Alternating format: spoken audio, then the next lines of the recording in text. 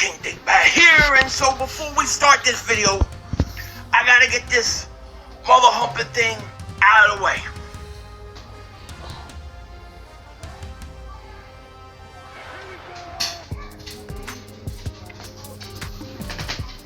Mark Holmes is my daddy. Okay, that's out of the way. Ow! Good morning, good people. It is Monday morning, and as always, I want to say thank you all for watching, commenting, subscribing, and being part of the Joe Boo Sports Report. Without you guys, as well as you ladies, you know that this literally does not work. Got to say good morning to my main man, Joe Boo. What's up, Joe Boo? And of course, Bucky Beaver. It is the calm before the storm. It is time to be scared if you are a bubble person, because NFL cuts are coming. The Turk is coming for your meats.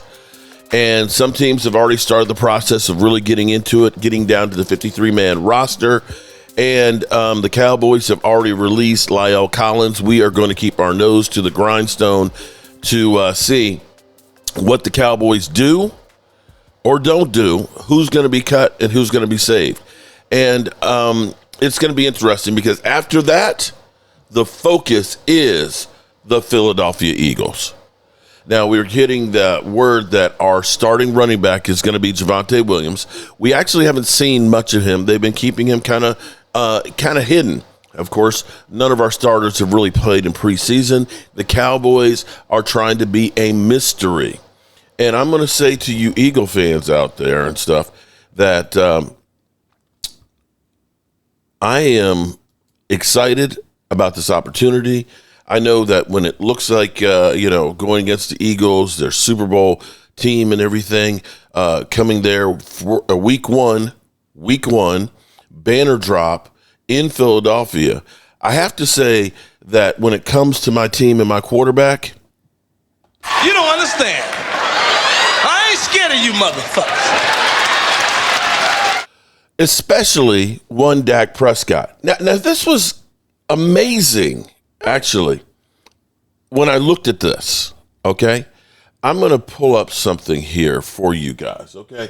Now, you Eagle fans are constantly talking about how much Dak Prescott sucks. You know, he's a choker and things. I get that. I get it. You know, we've not had the playoff success. When I give reasons why, the team has struggled in the playoffs, the team, I get labeled a Dak Prescott defender or Dak Prescott nut sack swinger or whatever you want to call it. But the truth of it is the Cowboys' fatal flaw is they're always very top heavy. They just are. When you look at having Dak, Zeke, CeeDee Lamb, Tyron Smith, when you have Micah Parsons or D-Law, and a Tony Pollard. You look at those guys when they were healthy and younger, they are great players. But the problem is that's all you got in most cases.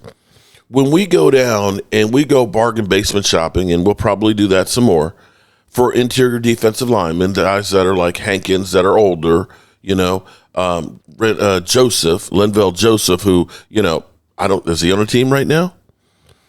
We go for all these bargain basement guys, and when you're older, that 17, 18 game season it's just too much. You're not the same player by the time you get to the playoffs. And when you get players that are nicked up, when your running back gets a PCL injury or hyperextended knee in the middle of the season, it doesn't recover magically for the playoffs.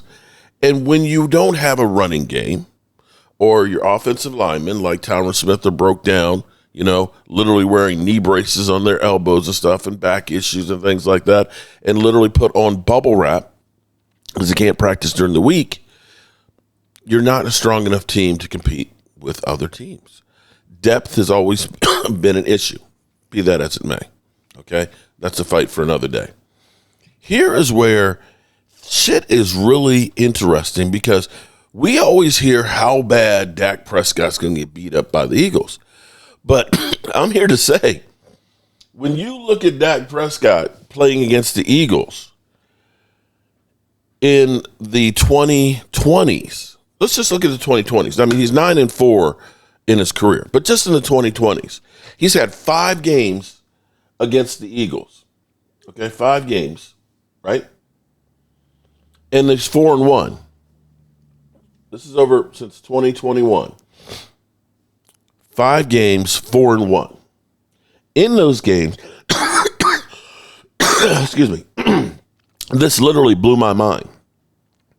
Those 5 games, which 2 of which have been in Philadelphia, he's averaged 305 yards, 3 TDs, a 72.62 completion percentage, and 9.08 yards per pass.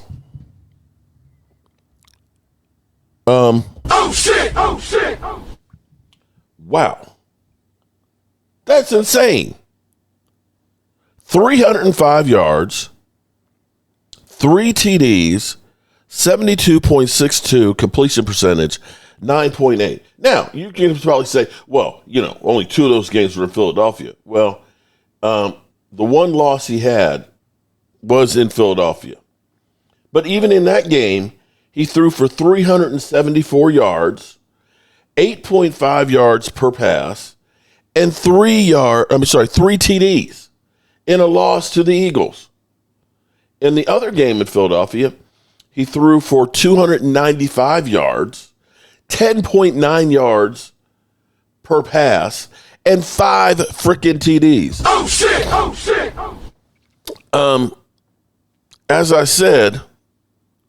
As I said, Dak Prescott. You don't understand. I ain't scared of you motherfuckers. That's exactly what Dak Prescott said. I ain't scared of no Philadelphia Eagles, and it looks like some of his biggest games have been against the Eagles. Let's be clear here. They've been against the Eagles. So to go in here with a healthy Dak Prescott, now having not 1 but 2 wide receivers, we know we're going to rely on Dak Prescott. And then we have the element of surprise, because I don't know. Do you know? Do you know? Do you honestly know what the Cowboys are going to run for an offense? I don't. We ain't shown shit. Now, we may show up there and we may get blown the hell out. That may be the truth. But here's the thing. If you're Philadelphia, are you worried about covering CD and George Pickens? One of those 2 is going to be double covered, and the Cowboys come out and surprisingly can run up the middle with Tyler Booker, with Tyler Smith, and Cooper Beebe, the juggernaut. Quick hitting in the middle. And you're worried about them going deep? Or do they just go deep? Do they use 12 personnel, 2 tight ends, with George Pickens outside, CeeDee Lamb outside, and see what you do? Do you guys put 8 men in the box? In which case, you get a Jaden Blue, goes in motion, empty backfield, with Jake Ferguson, with Jaden Blue, with George Pickens, CeeDee Lamb. I don't know. Oh shit! I don't know. And there's questions with the Eagles secondary. So to go through here, yes, you're 6.5 point, 7-point favorite. Okay, I get it. But to say that the Cowboys got no chance in hell, I don't know about that one.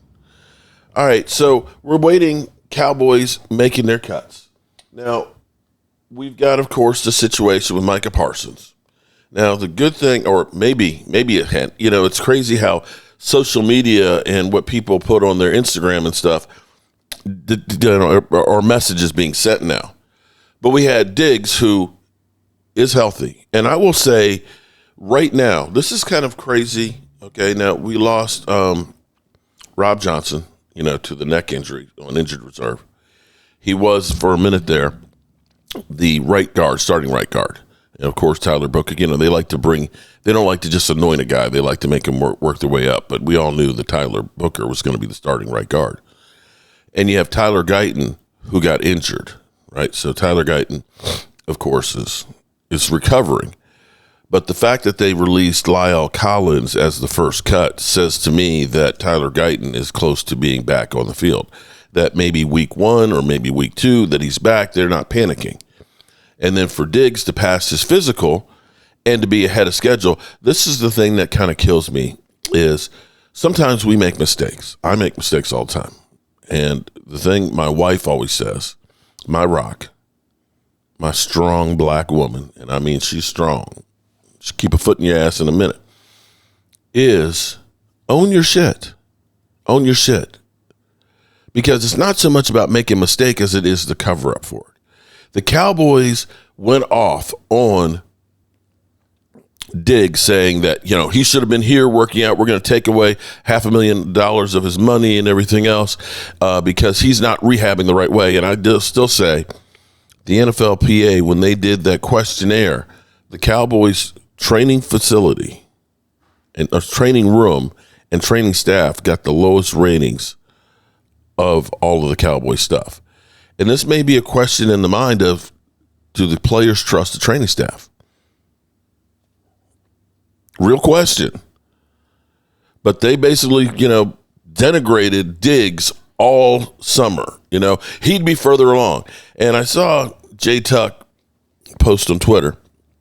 He had said that, the Cowboys maybe owe him an apology because they kept saying he wasn't going to be ready and things. But here it is. He rehabbed his way, and he's actually here better earlier. Now, Brian Broaddus chimed in and retweeted it and said, well, maybe had he been working with the training staff of the Cowboys, he would have been ready at the start of training camp. Oh, shit! Oh, shit! Either way, the player is ready to start the season. So I don't want to jinx it, but knock on wood, when you look at what happened to us last year with 4 edge rushers injured early on, the Cowboys are actually healthier than they usually are to start a season. Now, Jaden Blue tweaked his ankle, lower ankle sprain. They're not worried about it. He should be fine. Like we said, Tyler Guyton is close to being there. Diggs is there. And that's going to be a key to the Cowboys. As I started out this whole thing, the problem with the Cowboys is they're typically very top-heavy. Now, we do have the elephant in the room, which is Micah Parsons. Now, CeeDee Lamb, as I was saying, changed his profile picture to him and Micah Parsons in their uniforms on the field. Some people took that as a hint that, hey, they're both going to be on the field together week 1. And the two of them have really become best of buddies, being on the sidelines and being denigrated by the team. Will he or won't he? I'm thinking in my mind, here's my thing. The NFL, they hold all the cards. And the most amazing thing to me is how people will side with the billionaire owners that the players are just greedy and that they should walk. They should just be happy. Just shut up and play. Your life expectancy and what you do, your commodity is what you do on the field. And we know that once you can't perform, they will get rid of you and try and figure out ways not to pay you. So you have to do everything you can to get everything that you can. The Cowboys aren't worth $12.83 billion for nothing. Bye, baby. So understand, these guys, when you see players that are younger than me, former players, guys like Drew Brees that gave everything, literally played with broken ribs, can't throw the football to his kids in the backyard now. And he's got another 30, 40 years of life dealing with that kind of thing at that age for the rest of your life. The injury settlements we see, wrongful suits, somebody hits you, You're suing for every penny you can get because of pain and suffering. Well, NFL players deal with a lot of pain and suffering.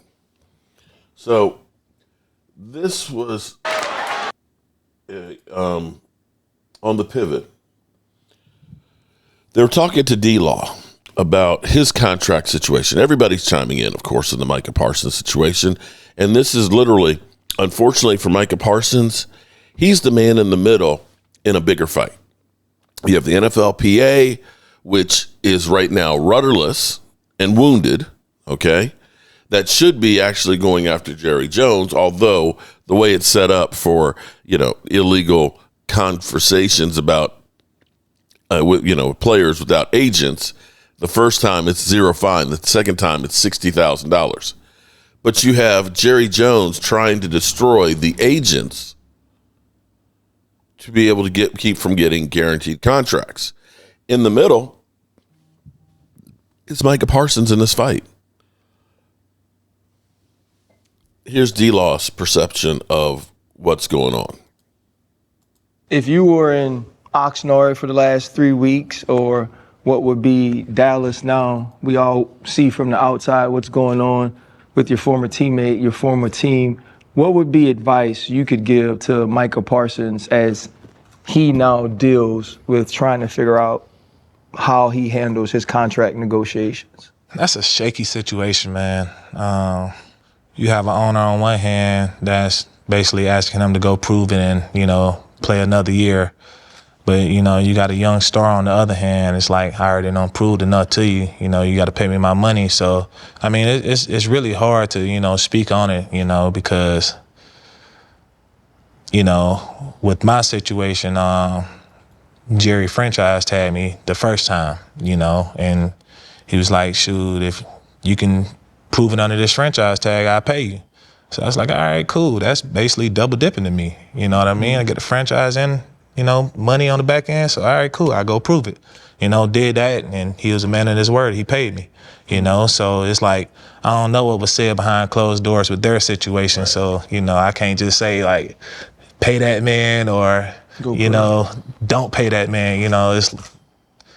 That's their business. Yeah. You feel me? Because it seems like two different things that shouldn't be touched. And we know it's just Jerry that is in that position. But is that a weird thing that now he jumping around, he holding everything, he's there for you, and then now it's negotiation time? Well, it might be weird to everybody else, but like coming from Dallas and being in Dallas my whole career, that's all I knew. Yeah. You know what I mean? So it's like, I don't see no difference in it. The owner or the GM is, But it's two different hats. Like you can see him as the owner, and then now we got to negotiate, but now we still friends, and now we got to negotiate. It seems like a funny dynamic. See, like, that's why I think people be getting misconstrued. Like, you handle your business and stuff, Jerry will pay you. Yeah, he's done it. You know what I mean? But you got to also understand, like, he ain't in this organization by himself, so, he got his boys too, that tells him, hey, like, we need to be careful about this. We need to, hold on, we don't need to pay him that much, you know what I mean? But, overall, through my experience, he paid me, so I ain't got nothing to say. Hold up. Limitless. Well, from his experience. Now, here's my thought. There's a couple reasons why that we have a problem right now. And I think mainly it's because Jerry Jones is looking and saying, I'm going to pay you you're going to be the highest paid, fully guaranteed player. We're going to pay you that $40 million. We're going to guarantee, the majority of it, which sounds good. The problem with it is you're putting on that fifth year. The reason why they want to put on that fifth year is they know how the dynamics are going to go. If you think of 4 years ago, Dak Prescott got his contract, $40 million. 4 years later, it's up to 60. So if we're looking and saying the market continues to escalate like it is, 4 years from now, it may be 60 million. And if you can get a fifth year on that, it's 65 million, and you're only paying him 40. And you can look at somebody like Tyron Smith, who signed a 9-year deal with the Cowboys, that after the first couple of years, he was woefully underpaid. You can look at Zach Martin, who was the second highest paid guard when he got his contract. A couple of years in, he realized, I'm not anywhere close to where I should be for what I do, and he held out to get more money. The thing is if the Cowboys get that 5th year, that gets them extra years to go ahead and prorate the money so the cap hits aren't as strong, which is what you want to do.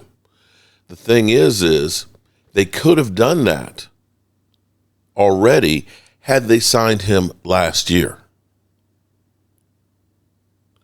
Because last year, his cap number was only $5 million. You could have signed him last year, given him the bonuses and everything else and all that with it, and kept that money at $5 million. And then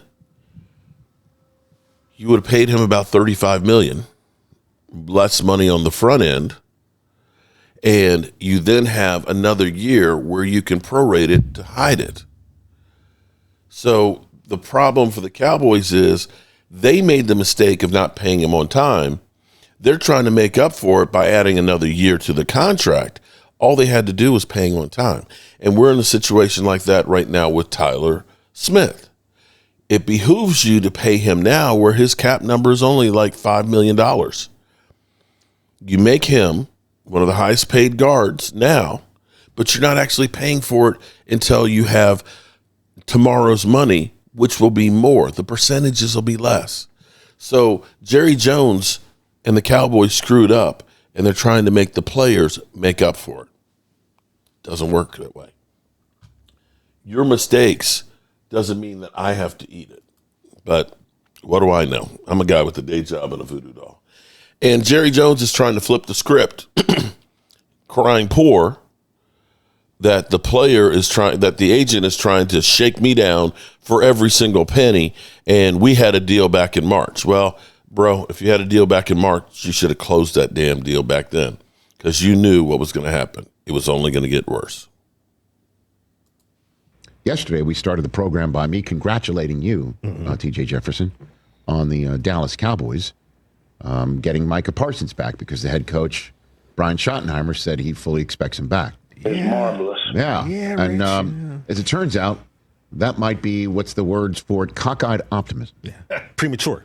Tonight, as soon as I'm done with this program, I'm heading over to NFL Network to host the evening's coverage of One Big Large Friday of preseason football, week number 3. And on NFL Network this evening, the Falcons at the Dallas Cowboys. Yep. And in advance of that, Jerry Jones went on a little media tour with people he adores, Michael Irvin for his podcast and Stephen A. Smith for his show. And he said some things. Yeah. Micah, as you know, hasn't said anything. Radio silence. Well, he's speaking with his Twitter account, but we'll get to that in a second. First things first, as we all know, Clarence Hill, the man who's been covering this team the longest, currently on the beat, he told us about a month and a half ago that Jerry and Micah met with one another and had a talk over his contract that Jerry considered a full-on negotiation, and Micah did not. And Jerry considered it a fully baked negotiation.